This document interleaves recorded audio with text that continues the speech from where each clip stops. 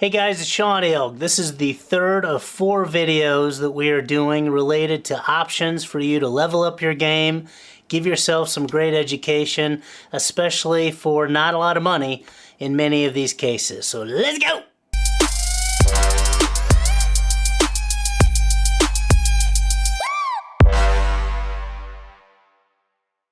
Thanks for stopping by the channel. Our first point today is related to books. Now, I will tell you specifically, as a guy that went to college way too long, reads too much for his job, and so forth, I have never been a big read for pleasure person. If I have read a book, it's related to business, legal, whatever else. The last year and a half, as I have dove into things on the marketing, social media side, YouTube side, and so forth, I'll tell you I've read more books than I have in probably 10 years. It's been great.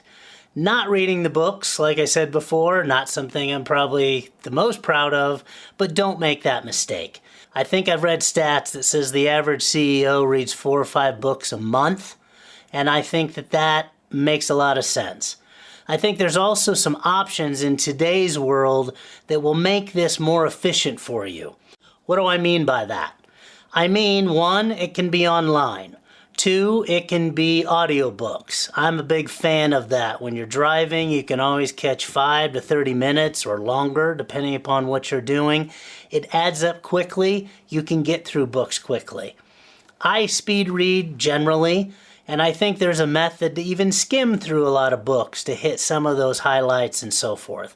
Bottom line, you're going to get a lot of content. You're going to get a lot of knowledge by reading those books. And you can do it efficiently and relatively inexpensively as well, whether you're going to your local library, sharing books, whatever the case may be.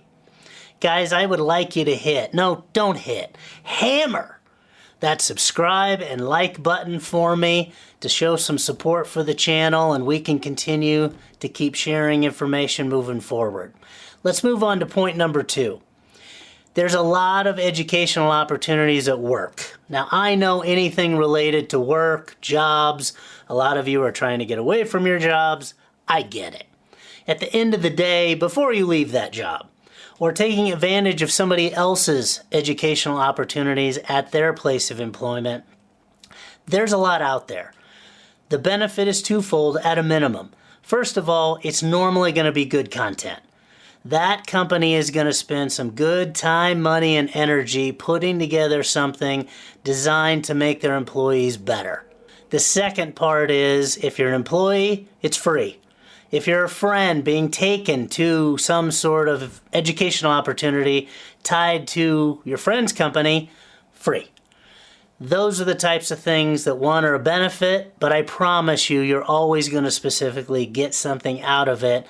And add another little nugget. Nugget's one of my favorite words related to this area of what to do, what not to do as time moves forward. Point number 3 that I want to touch on is another cheap or low cost and most of the time blown off alternative.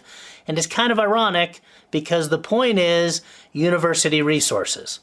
Obviously, they're in the education business, but they are constantly putting out courses, speeches, seminars designed for high school students on the younger side to people that have already graduated or maybe never went to college. At the end of the day, they're bringing forth different opportunities, and it's part of their mission not only to educate their students, but to educate the community in general.